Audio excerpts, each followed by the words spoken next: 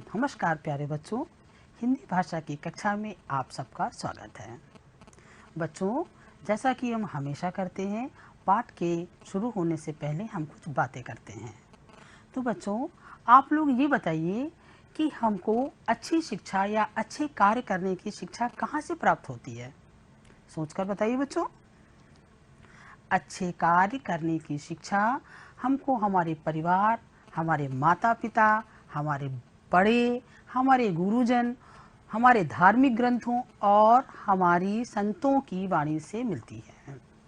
तो बच्चों, जब हम छोटे होते हैं तो परिवार के माध्यम से, बड़े होने पर गुरुजनों के माध्यम से, धार्मिक ग्रंथों के माध्यम से और कुछ महान संतों की वाणी के द्वारा हमको अच्छे कार्य करने की शिक्षा प्राप्त होती है। बच्चों, संतों में क्या क्या गुण होते हैं? जो संत लोग होते हैं वो जात पात, ऊंच नीच और धार्मिक भेदभाव से ऊपर होते हैं। वो लोग जात पात नहीं मानते हैं, धर्म के आधार पर भेदभाव नहीं मानते हैं और गरीब अमीर भी नहीं मानते हैं। ये संत जो होते हैं वो समाज को व्यवहारिक ज्ञान की शिक्षा देते हैं। संत लोग हमको ये बताते हैं कि हमको किस प्रकार से कार्य करना चाहिए और कैसा काम हमको नहीं करना चाहिए। व्यवहारिक शिक्षा से तात्पर्य बच्चों, आप लोग समझते हैं क्या होता है? व्यवहारिक शिक्षा वो शिक्षा होती है जो हमको किताबों से नहीं प्राप्त हो सकती। आप किताबें कितने भी पढ़ें, लेकिन जब तक आप समाज में व्यवहार करना, हमको एक दूसरे के प्रति कैसा व्यवहार करना है, ये आपको नहीं पता होगा तो आपको आप समाज में ठीक से जीवन में सफल नहीं हो सकते हैं। जिस व्यक्ति को व्यवहारिक ज्ञान आता है वही जीवन में सफलता को प्राप्त करता है।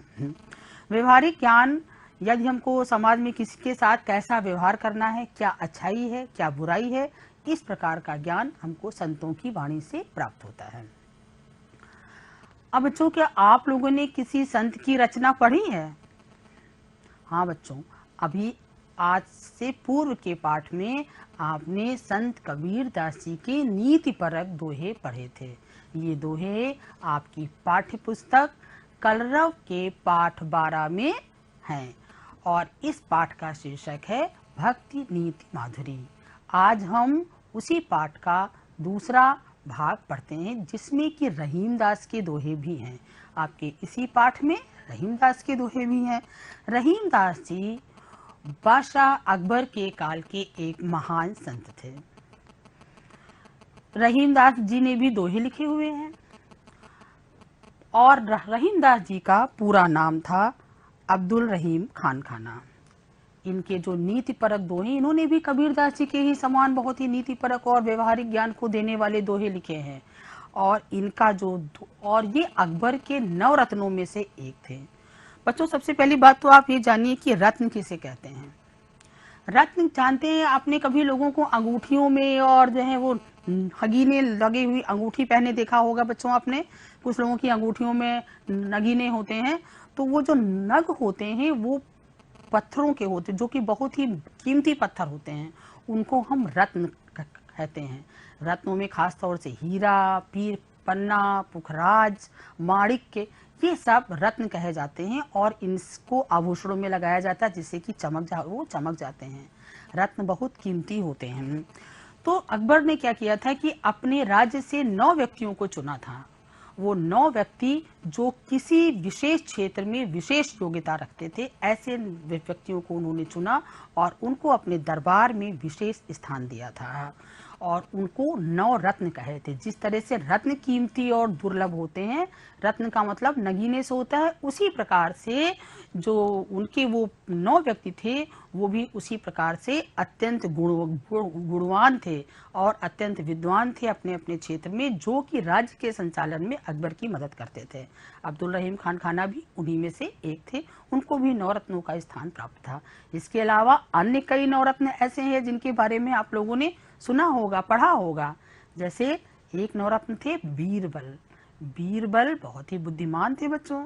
बीरबल के जो किस्से हैं अकबर और बीरबल के, वो खूब सुने जाते हैं। वो अपनी बुद्धिमत्ता के कारण 9 रत्नों में से एक थे। इसी प्रकार से एक दूसरे रत्न थे तानसेन। तानसेन बहुत बड़े संगीतज्ञ थे, उन्होंने बहुत से रागों का आविष्कार किया।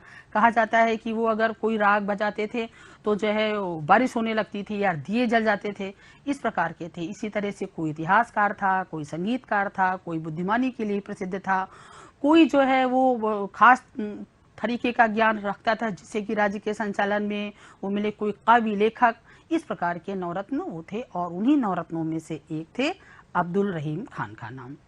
इन्होंने भी नीतिपरक और व्यवहारिक ज्ञान के दोहे लिखे हैं। इनकी जो प्रसिद्ध रचनाएं हैं रहीम दोहावली और रहीम सतसई, ये इनकी दो रचनाएं हैं। और इनके दोहों को बच्चों अब हम पढ़ते हैं। मैं पहले पढ़ूंगी और आप जो हैं, मैं दोबारा जब पढ़ूंगी तब आप भी मेरे साथ में पढ़िएगा इन दोहों को। अब मैं शुरू करती हूँ, आप लोग भी ध्यान दीजिए।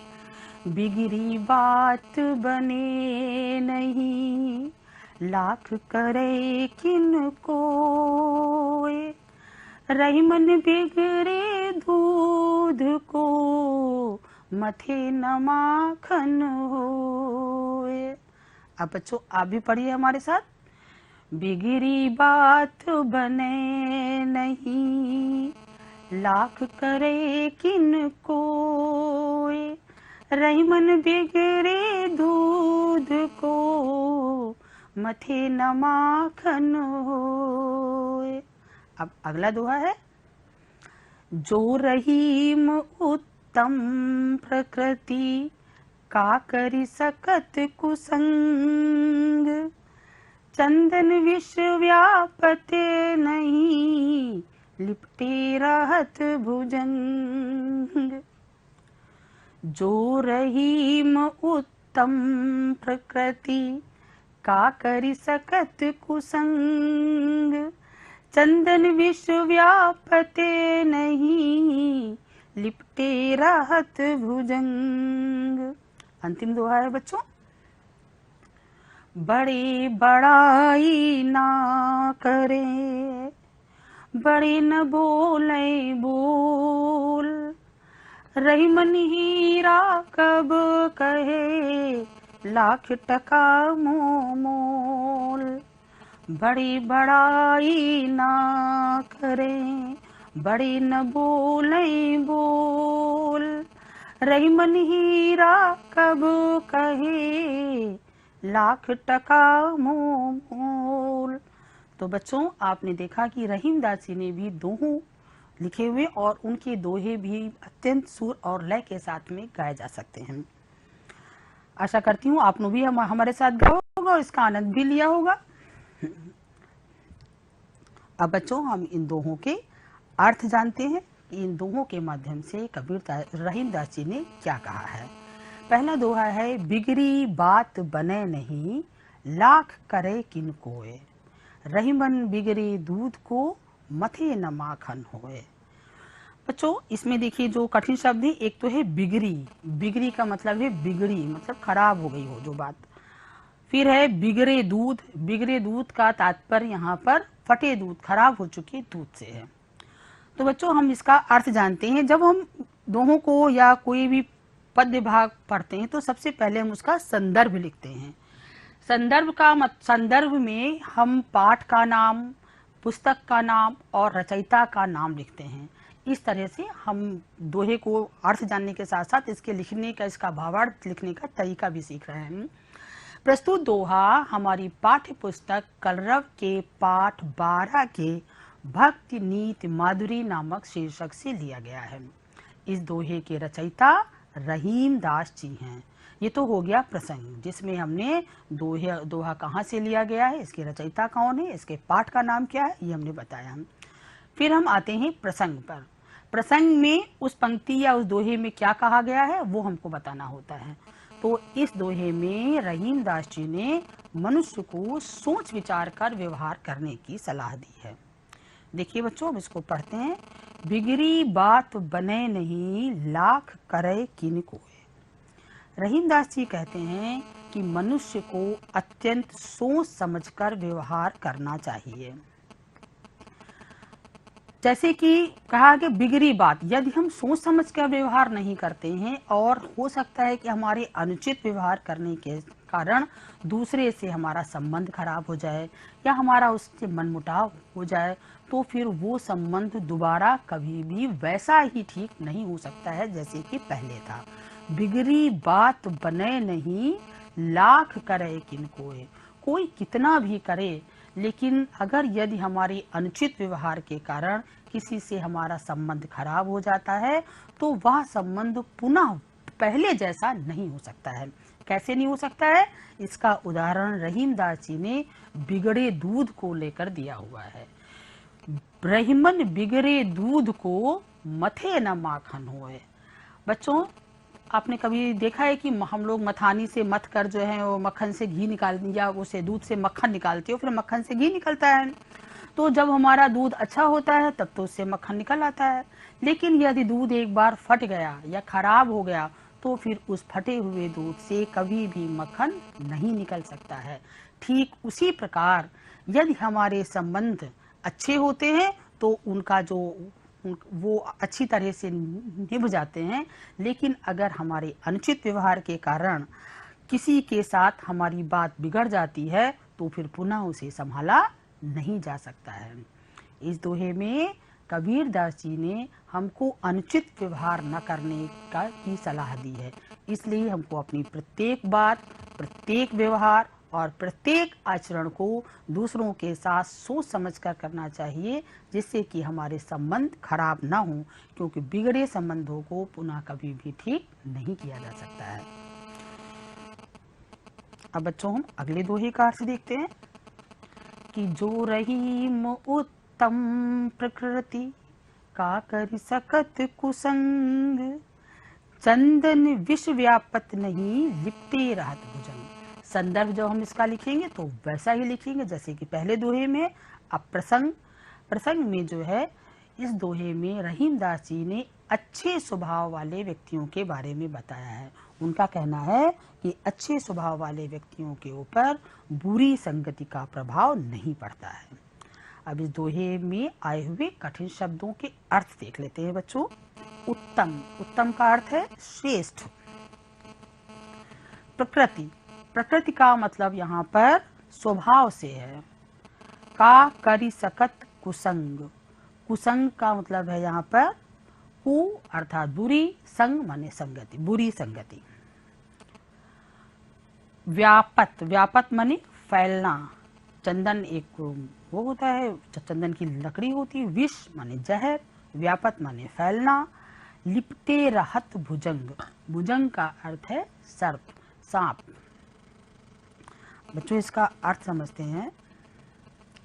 रहीमदास जी कहते हैं कि जो मनुष्य अच्छे स्वभाव के होते हैं उन पर बुरे लोगों की संगति का कोई भी प्रभाव नहीं पड़ता है।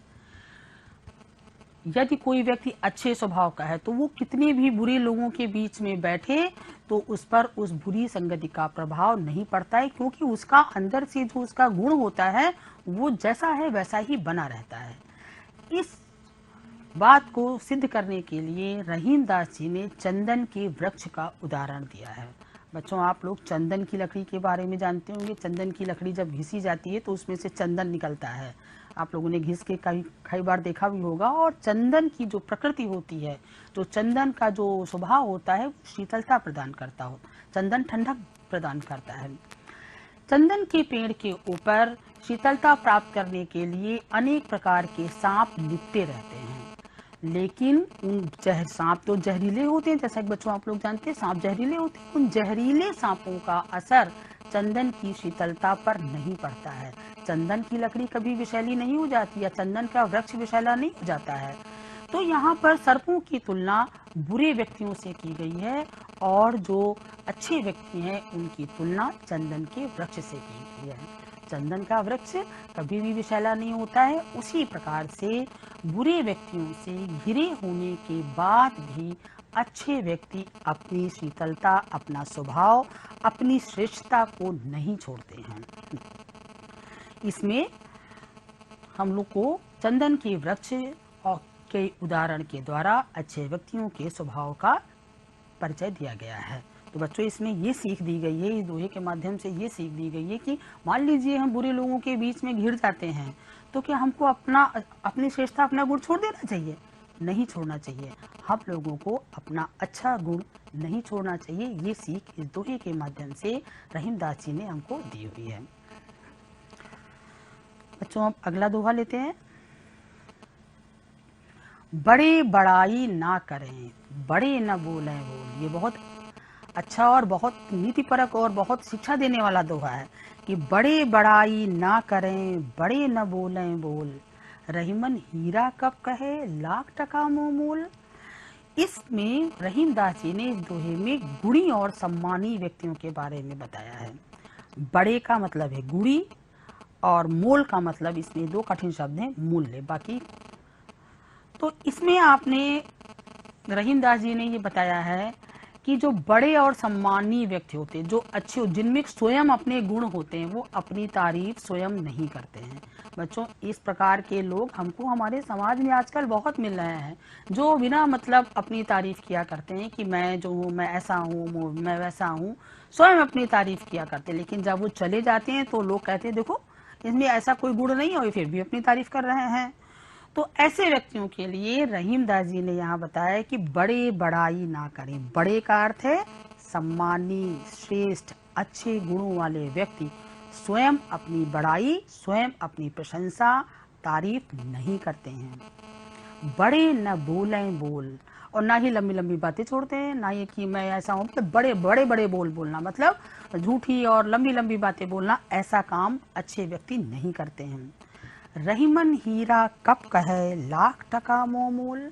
यहाँ पर बड़े लोगों की जो उन्होंने तुलना की है, रहीमदास जी ने हीरे से की है। हीरा एक अत्यंत कीमती रत्न होता है और हीरा देखने में सिर्फ चमकदार होता है, लेकिन हीरा कभी नहीं बताता है कि मैं, अपने आप नहीं बताता है कि मैं इतने मूल्य का हूँ, मैं लाखों का हूँ, मैं करोड़ों का हूँ। हीरे का जो पहचान होती है, हीरे की जो मूल्य होता है, उसको कौन परखता है? जो पारखी व्यक्ति होता है, जो हीरे का जानकार व्यक्ति होता है, जो रत्नों का पारखी होता है, वही उस हीरे का मूल्य लगाता है। हीरा अपने आप अपनी तारीफ कभी नहीं करता है कि मेरा मूल्य कितना है। इसी प्रकार से जो श्रेष्ठ मनुष्य होते हैं, अच्छे गुणों वाले मनुष्य होते हैं, वो अपनी प्रशंसा स्वयं नहीं करते हैं, बल्कि जो दूसरे लोग होते हैं उनको देख करके, उनको जान करके, उनके गुणों को पहचान करके उनकी श्रेष्ठता बताते हैं और उनका सम्मान उनके गुणों, व्यवहार और आचरण के कारण होता है, न कि स्वयं अपनी प्रशंसा करने के द्वारा। तो बच्चों इसमें तो बहुत अच्छी सीख दी गई है। इसमें सीख ये दी गई है कि हमको अपने में इस प्रकार के गुण विकसित करने चाहिए, हमारा आचरण ऐसा होना चाहिए, हमारा व्यवहार ऐसा होना चाहिए कि लोग हमारी तारीफ करें, ना कि मुझे स्वयं अपने आपको तारीफ करने का मतलब कि आपको अपनी तारीफ स्वयं करनी पड़े। ऐसा स्वभाव हमारा नहीं होना चाहिए। तो बच्चों आपने इन दोहों को देखा, दोहों को सुना और दोहों को पढ़ा। अब आप लोग इस दोहों पर आधारित कुछ प्रश्नों के उत्तर देंगे। ये प्रश्न मैं आपसे पूछती हूँ और आप उनके उत्तर देंगे। पहला प्रश्न है कि रहीमदास जी ने बिगड़ी बात की तुलना किससे की है? सोचकर बताइए बच्चों कि रहीमदास जी ने बिगड़ी बात की तुलना किससे की है? रहीमदास जी ने बिगड़ी बात की तुलना फटे दूध से की है, खराब हो चुके दूध से की है। जिस प्रकार फटे हुए दूध से मक्खन नहीं निकल सकता है, उसी प्रकार से बच्चों खराब हो चुके जो संबंध हैं, जो बिगड़ हो चुके जो संबंध हैं, वो कभी भी सुधारे नहीं जा सकते हैं। अगला प्रश्न का उत्तर दीजिए बच्चों कि बुरी संगत का प्रभाव किस प्रकार के लोगों पर नहीं पड़ता है? थोड़ा सा सोच कर देखिए, आपने अभी दोहे पढ़े हैं कि बुरी संगत का प्रभाव किस प्रकार के लोगों पर नहीं पड़ता है। उत्तम प्रकृति, जो श्रेष्ठ स्वभाव वाले व्यक्ति होते हैं, उन पर बुरी संगति का प्रभाव नहीं पड़ता है।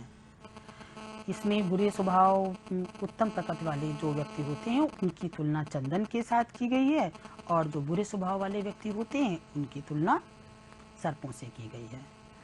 चंदन की वृक्ष की तुलना किससे की गई है? चंदन की वृक्ष की तुलना बच्चों अच्छे स्वभाव वाले मनुष्यों से की गई है, जो कि अपना स्वभाव नहीं छोड़ते हैं। अब अगला प्रश्न देखिए बच्चों, किस प्रकार के व्यक्ति अपनी प्रशंसा स्वयं नहीं करते हैं? देखिए, किस प्रकार के व्यक्ति अपनी प्रशंसा स्वयं नहीं करते हैं? श्रेष्ठ और सम्मानीय व्यक्ति अपनी प्रशंसा स्वयं नहीं करते हैं और उनकी प्रशंसा उनके द्वारा, उनके आचरण के द्वारा, दूसरों के द्वारा की जाती है। बच्चों, आपने देखा, इन प्रश्नों के उत्तर भी आपने दिए। अब आशा करती हूँ कि आपको पाठ अच्छी तरह समझ में आ चुका होगा। आपके पाठ के अंत में कुछ अभ्यास कार्य हैं जिनको आपको पूरा करना है। इन अभ्यास कार्यों में आपको अधूरी पंक्तियां पूरी करनी हैं। देखिए, बिगड़ी बात बने नहीं, ये लिखा हुआ है, ये पंक्ति है और इसकी आधी पंक्ति आपको पूरा करना है। बिगड़ी बात बने नहीं, लाख करे किन कोय, ये पंक्ति आपको पूरी करनी है। लाख करे किन कोय, इसमें क्या है? अगली पंक्ति देखिए, जो रहीम उत्तम प्रकृति, और इसके आगे की पंक्ति आपको पूरी करनी है। जो रहीम उत्तम प्रकृति, ये पंक्ति आपको भरनी है। का करि सकत कुसंग, चंदन विश्व व्यापत नहीं, लिपटे रहत भुजंग। इसमें बच्चों ये पंक्ति लिखी हुई है और ये आपको भरनी होगी। लिपटे रहत भुजंग, इससे पहले क्या है? चंदन विश्व व्यापत नहीं, लिपटे रहत भुजंग। अगली पंक्ति जो कि आपको पूरी करनी है, बड़े बड़ाई ना करें, ये आपको भरना है। बड़े न बोले बोल। फिर ये पंक्ति लिखी हुई आधी है और आधी पहले का हिस्सा आपको पूरा करना है। रहीमन हीरा कब कहे, लाख टका मो मोल। तो ये तो हुई आपकी अभ्यासकार की पंक्तियां जिनके माध्यम से आपको दोहे भी अच्छी तरह से याद हो गए होंगे। आप इनको अपनी उत्तर पुस्तिका में लिख सकते हैं। अब देखिए, अगला अभ्यास कार्य है तत्सम और तद्भव रूप, शब्दों के तत्सम और तद्भव रूप। पूर्व के पाठ में बच्चों हमने आपको तत्सम और तद्भव शब्द बताए थे और इसी प्रकार से रहीमदास जी ने भी साधारण बोलचाल की भाषा का प्रयोग किया है, तो उन्होंने भी तत्सम शब्दों का यूज न करके तद्भव शब्दों का प्रयोग ज्यादा किया है। पूर्व की कक्षा में हमने आपको तत्सम और तद्भव शब्दों की परिभाषा भी बताई थी कि तत्सम शब्द किसे कहते हैं और तद्भव शब्द किसे कहते हैं। बच्चों याद है? जो शब्द हिंदी भाषा के जो शब्द संस्कृत के मूल रूप में प्रयोग किए जाते हैं, मतलब संस्कृत भाषा से आए हुए जो शब्द हिंदी भाषा में अपने मूल रूप में प्रयोग किए जाते हैं, उनको हम तत्सम शब्द कहते हैं। इसी प्रकार से संस्कृत के बदले हुए रूप में जो शब्द हिंदी भाषा में प्रयोग किए जाते हैं, उनको हम तद्भव शब्द कहते हैं। तो इसमें भी इन्होंने, रहीमदास जी ने कुछ तत्सम या तद्भव शब्दों का प्रयोग किया हुआ है। तो इसमें देखिए, पहला तद्भव शब्द है बिगड़ी। बिगड़ी का अर्थ है बिगड़ी। कोय, कोय का मतलब है कोई। माखन शब्द का तत्सम रूप है मक्खन और मोल शब्द का तत्सम रूप है मूल्य। इसी प्रकार के और भी इसमें कई शब्द हैं। करी, सकत, सकत का मतलब, तो ये इन्होंने तत्सम शब्दों का वो ना प्रयोग करके इन्होंने इसमें तत्सम शब्द का प्रयोग ना करके तद्भव शब्दों का प्रयोग किया है और ये हैं इनके तत्सम रूप। बच्चों, इन दोहों को पढ़ने के बाद में आपने ये देखा कि रहीमदास जी के दोहे कितने नीतिपरक हैं, मतलब नीति से भरे हुए हैं। दूसरा, इनके दोहों की विशेषता ये है कि इसमें व्यवहारिक ज्ञान की शिक्षा दी गई है।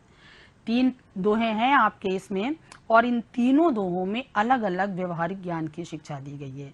पहले दोहे में है कि बिगड़ी बात बने नहीं, हमको अपना अनुचित व्यवहार जो है वो संभाल करके करना चाहिए। हमको किसी के साथ में व्यवहार पर विशेष ध्यान देना चाहिए जिससे कि हमारा व्यवहार खराब ना हो।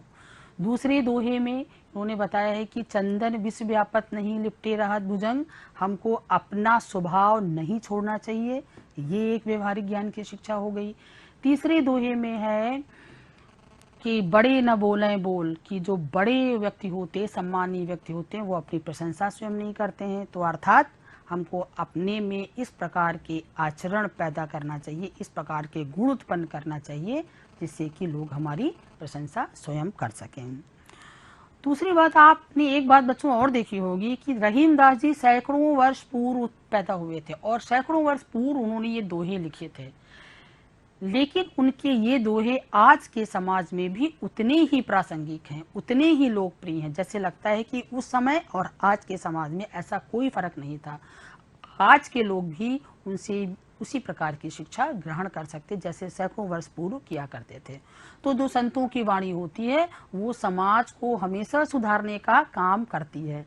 ऐसा आपने इन दोहों के माध्यम से देखा बच्चों। आशा करती हूँ दोहे अच्छी तरह समझ में आ गए होंगे। अब हम लोग एक मजेदार काम करते हैं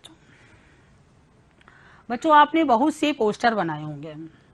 जैसे कि हम लोग पोस्टर बनाते हैं साफ सफाई पर पोस्टर की, स्वच्छता अभियान पर पोस्टर बनाए। आप लोग के स्कूल में प्रतियोगिताएं होती हैं पोस्टर बनाने की, धरती बचाने की, पर्यावरण बचाओ प्रतियोगिता, बालिका शिक्षा पर आप लोगों ने बहुत सारे पोस्टर बनाए होंगे। अभी पिछले वर्ष आप लोगों ने ऊर्जा के संरक्षण पर पोस्टर बनाए थे, जिसमें कि लाइट बल्ब दिखाया था कि हमको जलने से बचाना है। लेकिन बच्चों कुछ पोस्टर, ये तो पोस्टर हुए जो आपके उसको बढ़ाते हैं, लेकिन कुछ पोस्टर ऐसे होते हैं जो हम किसी को आमंत्रण देते हैं तो उसके लिए भी पोस्टर बनाए जाते हैं। जैसे कि आपके स्कूल में कोई जैसे मेला हो या आपके गांव में कोई मेला चल रहा है, तो उस मेले के लिए एक पोस्टर, जैसे आपने देखा होगा जगह जगह चिपकाए जाते हैं कि ये पोस्टर कहाँ पर है और ये मेला की स्थान क्या होगा, यहाँ पर आप लोग आइए। इस प्रकार के पोस्टर आप लोगों ने बच्चे खूब देखे होंगे। तो देखिए ये एक पोस्टर है आपकी अभ्यास पुस्तिका में, आप इसको पढ़िए फिर आप पोस्टर बनाएंगे। इसमें सबसे ऊपर से पढ़िए, दशहरा के पावन अवसर पर, ध्यान से पढ़िए, उत्तर प्रदेश सद्भावना समिति ललितपुर की प्रस्तुति। ठीक है। अखिल भारतीय कवि सम्मेलन, दिनांक 30/10/2020, समय सायं 6 बजे से। स्थान का नाम है देखिए दशहरा ग्राउंड ललितपुर। कृपया अधिक से अधिक संख्या में पधार कर कवियों की रचनाओं का आनंद लें। ये पोस्टर है। अब आप बताइए कि इस पोस्टर के आधार पर कुछ प्रश्न हैं, आप इस पोस्टर को देख करके इन प्रश्नों को उत्तर दें। इस पोस्टर में किस बारे में बताया गया है? देखिए बच्चों इस पोस्टर में अखिल भारतीय कवि सम्मेलन के बारे में बताया गया है। अगला प्रश्न है, यह आयोजन किसके द्वारा किया जा रहा है?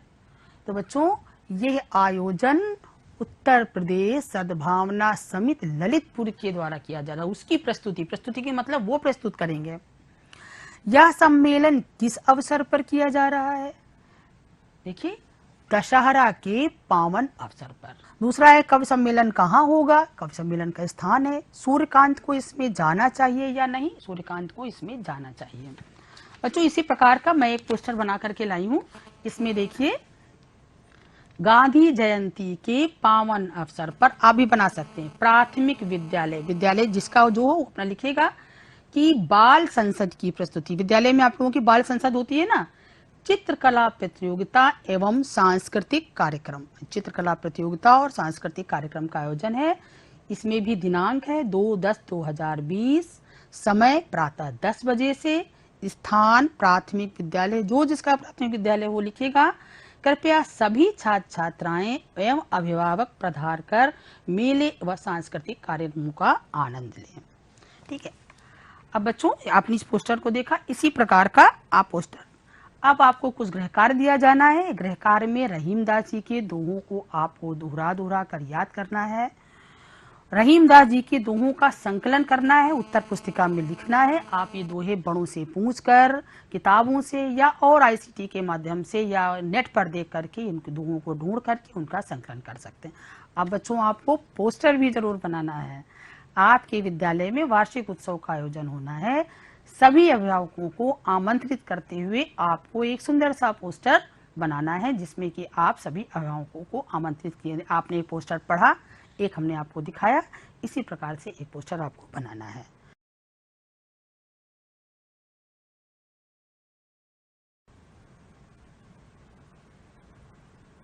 प्यारे बच्चों,